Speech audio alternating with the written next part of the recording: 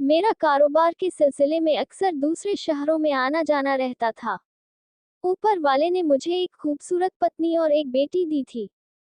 शादी से पहले मैं औरतों का जिस्मानी शिकार करता था। बहुत कोशिशों के बावजूद मैं इस बुराई से अपना पीछा नहीं छुड़ा सका। फिर मेरी शादी की बात चली तो मैंने दिल में राहत की सांस ली कि अपनी बीवी के होते हुए मैं इधर उधर मुंह नहीं मारूंगा और अपने गुनाह से दूर रहूंगा।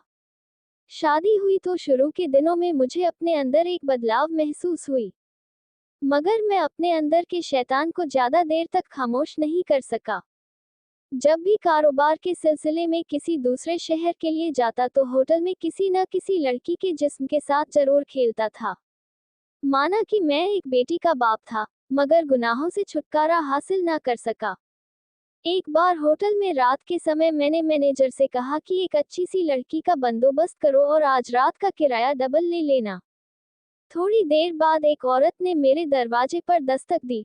उसके साथ एक 16 साल की लड़की भी खड़ी थी। मैंने अकेले में उस औरत से कहा कि इतनी कम उम्र की लड़की को क्यों लेकर आए हो? तुम्हें जरा भी शर्म नहीं आती? उस औरत ने कहा, साहब आप चिंता मत करो, ये लड़की इस काम की आदी है।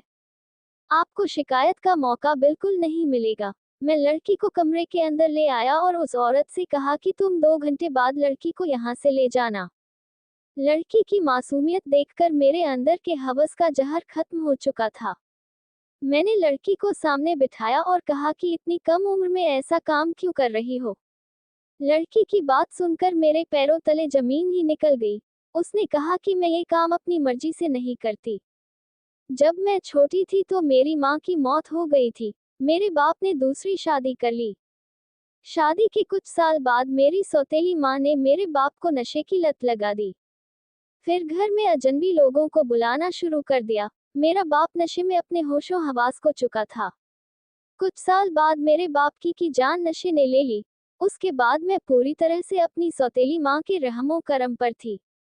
आज से तकरीबन 2 साल पहले मेरी माँ ने मुझे इस काम पर लगा दिया, जबकि मेरी इसमें कोई मर्जी शामिल नहीं थी। लड़की की बात सुनकर मेरी आंखों से आंसू बहने लगे। मैं तो अपने आप को दुनिया का सबसे बड़ा गुनहगार समझता था, मगर आज पता चला कि इस दुनिया में मुझसे भी बड़े गुनहगार लोग भरे पड़े हैं। मैंने उस लड़की को कहा कि तुम अपने हाथों से उस औरत को मारना चाहोगी? लड़की ने रोकर कहा कि नहीं, मेरे अंदर इतनी हिम्मत नहीं कि मैं किसी की जान ले सकूं। मैंने उस लड़की के सर पर हाथ रखकर कहा कि अब तुम क्या चाहती हो? उसने कहा, मैं इस नर्क से निकलना चाहती हूँ। मैंने उससे कहा कि मैं तुम्हें इस नर्क से निकाल लूंगा।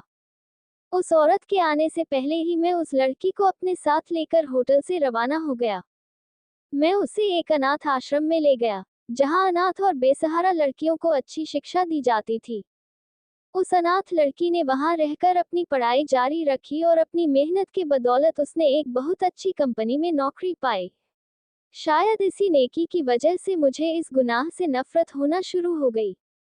मेरे दिल में यह बात घर कर गई कि जो लड़की भी जिस्म फरोशी में कदम रखती है तो वह किसी न किसी मजबूरी में ही ऐसा करती है, और मैं मजबूर और लाचार लड़कियों के जिस्म को नोचता रहा।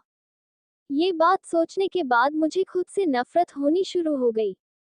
मैं सच्चे दिल से इस गुनाह से पीछे हट गया और अपनी बीवी से भी माफी मांगी कि मैं तुम्हारा मुजरिम हूँ। बीवी मुझे छोड़कर मायके चली गई और 1 साल तक मुझसे दूर रही। उसने मेरी बेटी को भी मुझसे दूर रखा। बीवी और बच्चों की जुदाई को मैंने अपनी सजा समझी और ऊपर वाले से माफी मांगता रहा। एक दिन ऊपर वाले ने मेरी बीवी के दिल को नर्म किया। उसने मुझे माफ कर दिया और 1 साल बाद मुझे फोन किया कि मुझे यहाँ से ले चलो। बीवी के घर आने के बाद मैंने ऊपर वाले का धन्यवाद किया। मैंने अपनी बीवी को उस लड़की के बारे में बताया कि उसकी एक अच्छे खानदान में शादी तय हो चुकी है। मैंने एक अच्छा इंसान होने के नाते उसको अपने घर से विदा किया। शादी के काफी दिनों बाद उस लड़की का मुझे फोन आया। उसने बताया कि उसकी सौतेली माँ एक हादसे में अपाहिज हो चुकी थी। असहाय होने की वजह से तड़प तड़प कर जान दे दी। सच कहते हैं, इंसान को अपने किए की सजा इसी दुनिया में मिलती है। भलाई इसी में है कि अपने गुनाह को वक्त रहते स्वीकार कर लिया जाए और ऊपर वाले से उस गुनाह की माफी मांग लेनी चाहिए।